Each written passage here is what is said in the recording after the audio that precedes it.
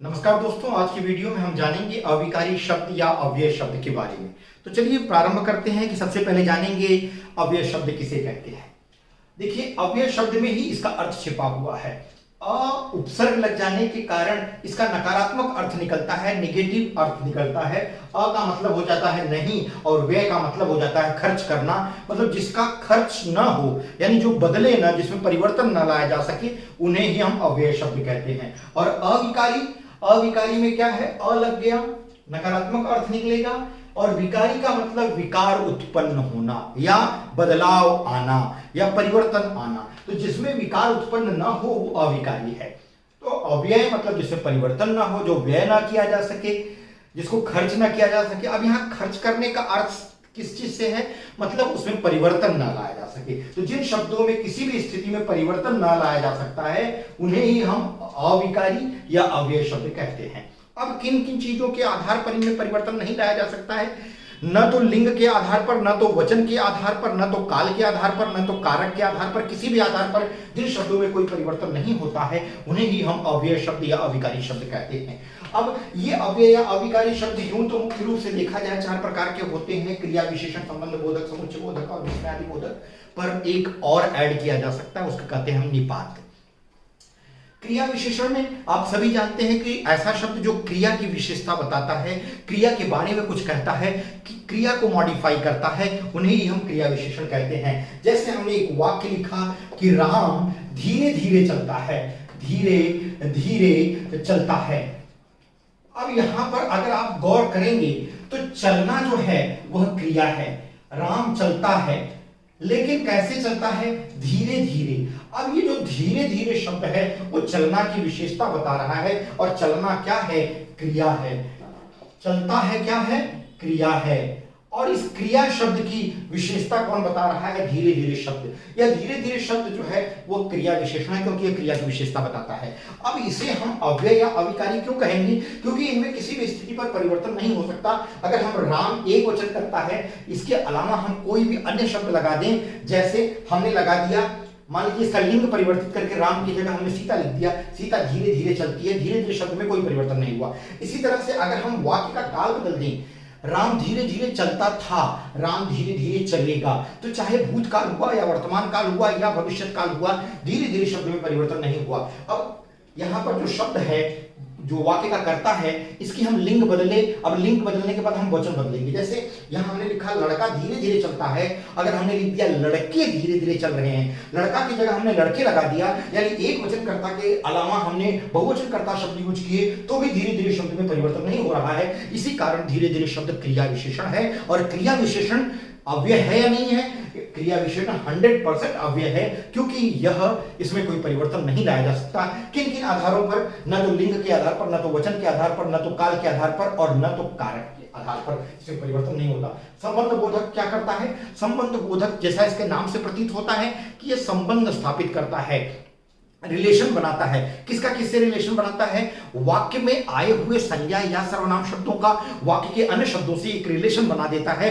इसी कारण इसको हम संबंध बोधक कहते हैं। जैसे मेरे घर के सामने, मेरे घर के सामने, मेरे घर के सामने के सामने एक पेड़ है, मेरे घर के सामने एक पेड़ है। अब यहां देखिए के सामने जो है वह घर का संबंध पेड़ से स्थापित कर रहा है, मेरे घर के सामने। तो के सामने शब्द जो है वो एक संज्ञा शब्द, घर जो है संज्ञा शब्द है, घर किसी चीज का नाम है, तो ये संज्ञा शब्द का संबंध दूसरे संज्ञा शब्द से स्थापित कर रहा है, इसलिए इसको हम संबंध बोधक कहेंगे। तो के सामने जो हो जाएगा वो संबंध बोधक हो जाएगा। समुच्चय बोधक क्या है, समुच्चय बोधक मतलब कई चीजों को जोड़ने का काम करता है। जैसे वाक्य में आए हुए विभिन्न शब्दों को एक दूसरे से जोड़ता है। इसके अलावा अच्छा, इसमें जरूरी नहीं है कि यह संज्ञा या सर्वनाम शब्दों का ही संबंध दूसरे शब्दों से जोड़ेगा, यह किसी भी शब्द का संबंध या शब्द समूह जिसे हम पदबंध कहते हैं, पदबंधों का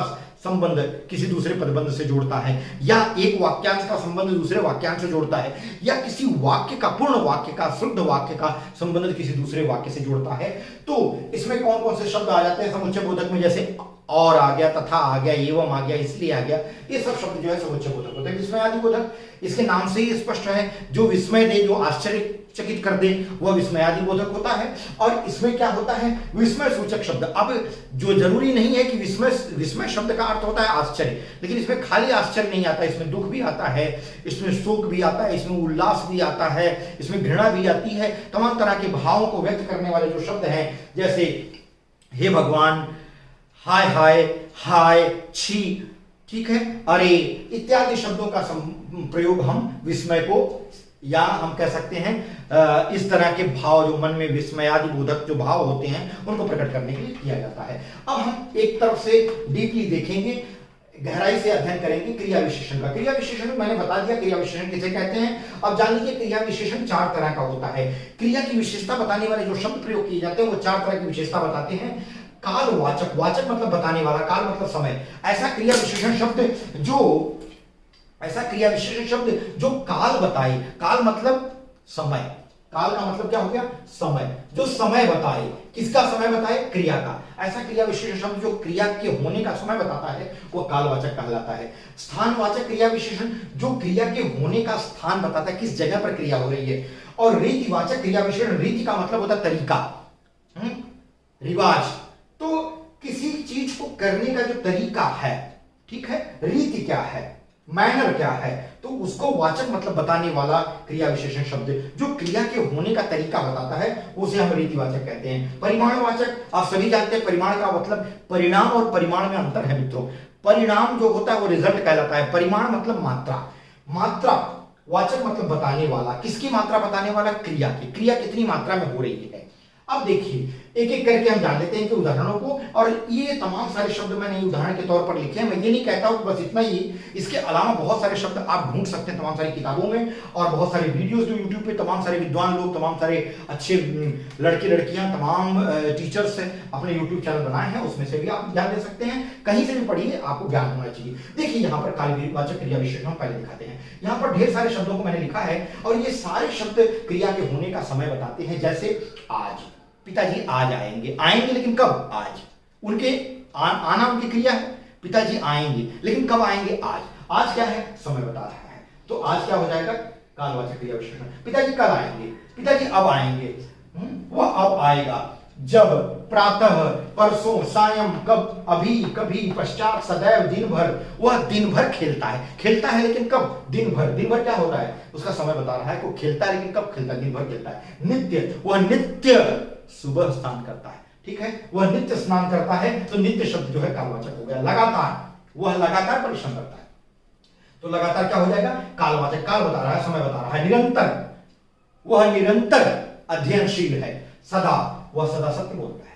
प्रतिदिन, रोज, हर बार, बहुधा, प्रतिवर्ष इत्यादि शब्द जो है ये समय बताते हैं। अब आइए स्थान पर, स्थान बताने वाले शब्द कौन कौन से हैं, यहां, वहां, कहां, आसपास। वह यहां बैठा है लेकिन कहां, यहां, यहां क्या बता रहा है, उसका स्थान बता रहा है। वह निकट बैठा है, वो उसके निकट बैठा है। आर पार, ठीक है, आसपास, आर पार भी हो सकता है, आसपास है ये, ठीक है, आसपास, मैंने आर पार लिख दिया है, ठीक है, आसपास, चारों ओर, वहां तहां, नीचे, मध्य, सामने, इधर उधर, किधर, आमने सामने, ऊपर नीचे इत्यादि शब्द जो है क्या बताते हैं, स्थान बताते हैं। रीतिवाचक, रीति का मतलब तरीका, जैसे ध्यान पूर्वक, धीरे धीरे, अचानक, तेजी से, जोर इत्यादि शब्द जो है क्या हो जाएंगे, रीतिवाचक हो जाएंगे। परिमाणवाचक क्रिया विशेषण यानी कि परिमाण यानी मात्रा बताने वाले, जैसे कम, वो बहुत कम खाता है लेकिन कितना खाता है, कम, कम क्या बता दिया, उसकी मात्रा, खाने की मात्रा, तो ये क्या हो जाएगा, परिमाणवाचक विशेषण।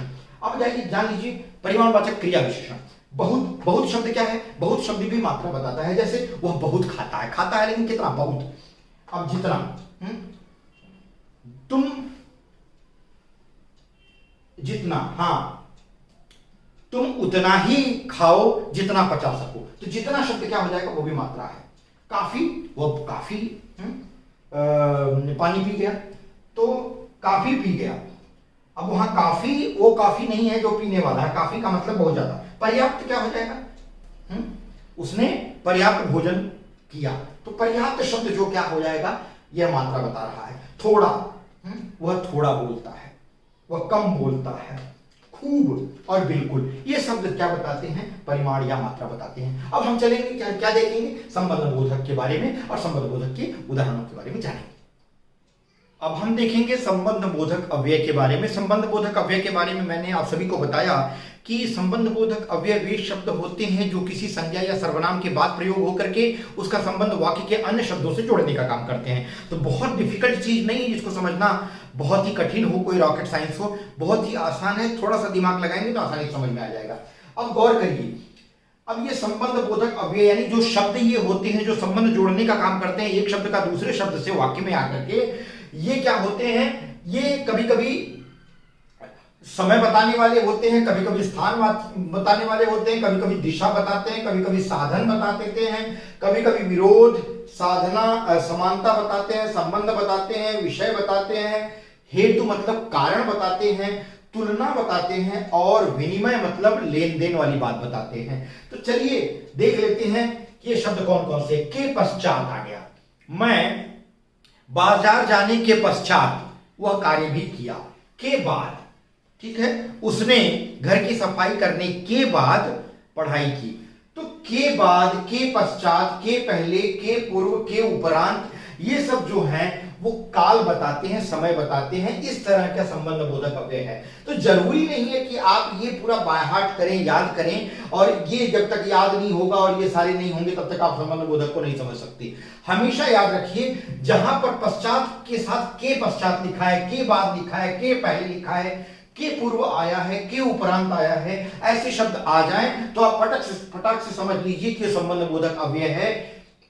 ज्यादातर ये शब्द जो होते हैं वो विभक्तियों के साथ प्रयोग होते हैं। ज्यादातर की बात कर रहा हूं, हमेशा की बात नहीं कर रहा हूं। स्थानवाचक में जैसे लिख लीजिए के बाहर, घर के बाहर कोई खड़ा है तो के बाहर जो आ गया वो हो जाएगा संबंध बोधक। के भीतर, घर के भीतर कोई छिपा है तो के भीतर, के अंदर, के ऊपर, के सामने, ये स्थान बता रहा है। ऐसे ही दिशा मतलब कि डायरेक्शन बताने वाला, जैसे की ओर, की तरफ, के पास, घर के पास एक नीम का पेड़ है तो के पास हो गया।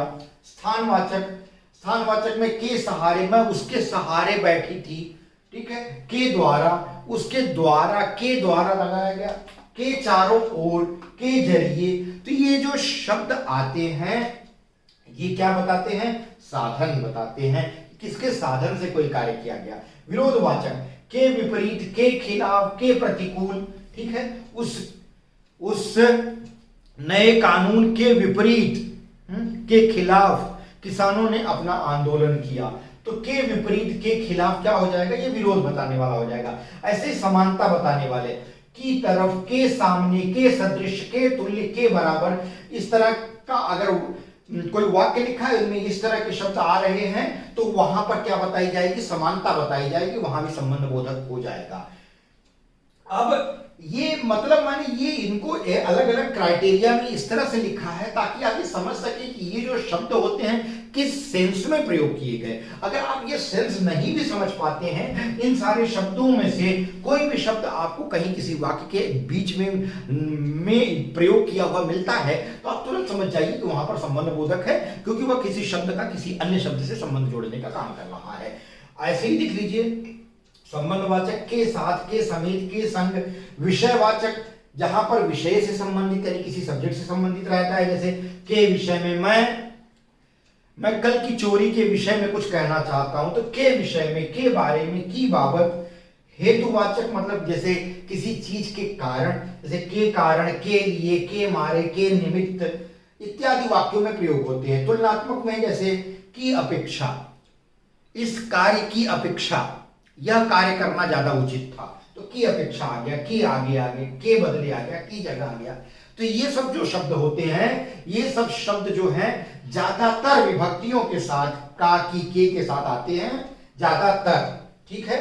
और ये क्या करते हैं, ये एक संज्ञा या सर्वनाम का वाक्य में आने वाली दूसरी संज्ञा या सर्वनाम से संबंध जोड़ने का काम करते हैं। अब हम जानेंगे समुच्चय बोधक अव्यय मित्रों। अब हम समुच्चय बोधक के बारे में जानेंगे। देखिए समुच्चय बोधक में मैंने आपको पहले ही बता दिया कि समुच्चय बोधक में ये समुच्चय करता है, जोड़ करता है कई सारे शब्दों का, वाक्यांशों का, उपवाक्यों का। अब देखिए समुच्चय बोधक जो अव्यय है यह भी अविकारी शब्द होता है, इसमें भी लिंग, वचन, काल या कारक के आधार पर परिवर्तन नहीं होता। यह दो प्रकार का होता है, समानाधिकरण और व्यधिकरण। क्या है समानाधिकरण और व्यधिकरण, उसको समझ लें। समानाधिकरण मतलब जब एक ही संदर्भ में कोई बात कही जाती है, एक ही चीज से रिलेटेड कोई बात कही जाती है और उसमें शब्दों को जोड़ने या वाक्यों को जोड़ने या शब्दांशों को जोड़ने, क्षमा करिए शब्दांश नहीं, वाक्यांशों को जोड़ने, शब्दों को जोड़ने या वाक्यों को जोड़ने के लिए जब इन शब्दों का प्रयोग किया जाता है तो वहां समानाधिकरण की बात होती है।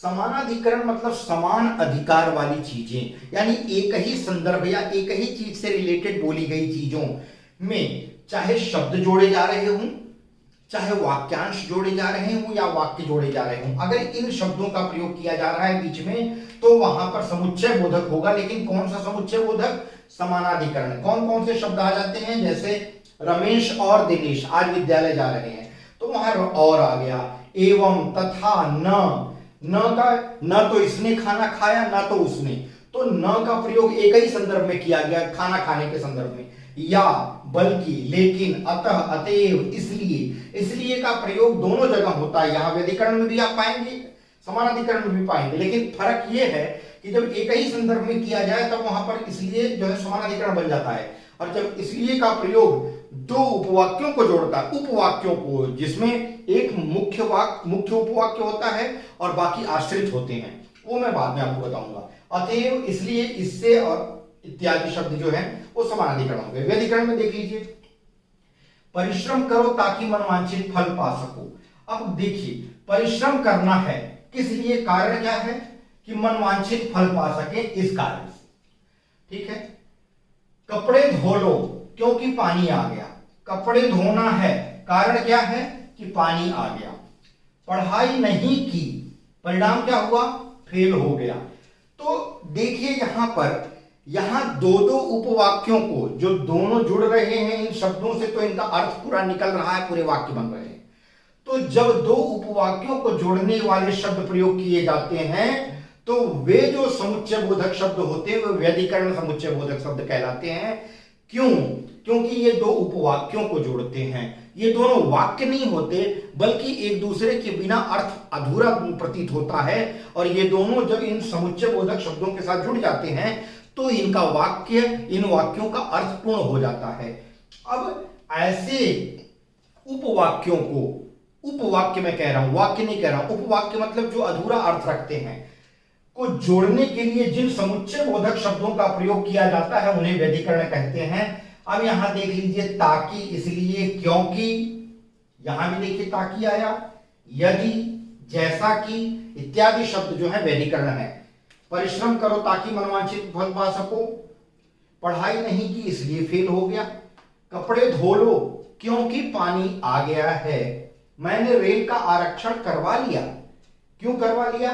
ताकि आराम से सफर कर सकूं। तो यहां परिणाम बताया जा रहा है, यदि मैं बाजार गया तो मैं तुम्हें साथ ले जाऊंगा। जैसा कि आप जानते हैं कि पुस्तक तुलसीदास जी ने लिखी है, तो जैसा कि, तो ये जो शब्द प्रयोग किए गए हैं ये क्या कर रहे हैं? दो उपवाक्यों को जोड़ने का काम कर रहे हैं। ठीक है। और यहां पर क्या होता है? यहां पर मैंने आपको बता दिया कि एक ही संदर्भ में कही हुई बातों में शब्दों को जोड़ने के लिए, वाक्यांशों को जोड़ने के लिए, उपवाक्यों को जोड़ने के लिए प्रयोग किया जाता है एक ही संदर्भ में। तो चलिए अब हम देखेंगे क्या? विस्मयादि बोधक और थोड़ी सी निपात की भी बात करेंगे। विस्मयादि बोधक अव्यय देखेंगे। विस्मयादि बोधक अव्यय के बारे में मैंने पहले ही बताया कि जहां पर विस्मय इत्यादि चीजों का बोध कराने वाला शब्द प्रयोग किया जाता है उसको विस्मयादि बोधक अव्यय कहते हैं। यह अव्यय क्यों है? क्योंकि यह भी अविकारी शब्द होता है, इसमें भी कोई परिवर्तन नहीं होता, ना तो लिंग के आधार पर, ना तो वचन के आधार पर, ना तो कारक या काल के आधार पर।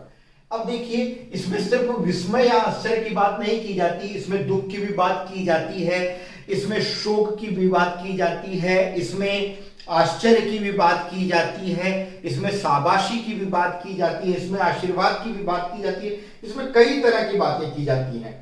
अब देखिए, इसमें उल्लास या खुशी से संबंधित कुछ शब्द हैं जिनका प्रयोग हम करते हैं। जैसे कभी कभी हम वाक्यों में इस तरह का शब्द प्रयोग करते हैं, वाह वाह क्या बात है, क्या दृश्य है, वाह वाह तुमने बहुत अच्छा कार्य किया, आहा मजा आ गई, आहा धन्य इत्यादि शब्दों का प्रयोग हम विस्मय को या उल्लास, जिसको हम कहते हैं खुशी को, को व्यक्त करने के लिए इन शब्दों का प्रयोग किया जाता है। यह भी विस्मयादिबोधक शब्द कहलाता है और यह भी अविकारी शब्द है, इनमें कोई परिवर्तन नहीं हो सकता, चाहे आप कैसा भी सेंटेंस लिख लीजिए।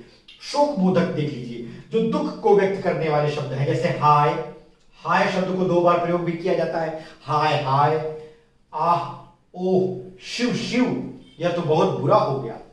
विस्मय बोधक यानी आश्चर्य बोधक, अब आश्चर्य बोधक शब्द देख लीजिए, अरे यह क्या हो गया, ऐसा भी वो कर सकता है क्या, उसकी मृत्यु हो गई, ओह हैं। ये शब्द जो हैं विस्मय का बोध कराते हैं या आश्चर्य का बोध कराते हैं। अब क्रोध बोधक देख लीजिए, क्रोध का बोध कराने वाले शब्द, अबे, जा जा, तेरे जैसे बहुत लोगों को मैं देख चुका हूं, चुप चुप, फिर से यह बात मत बोलना, चल चल, तेरे जैसे बहुत आए और गए।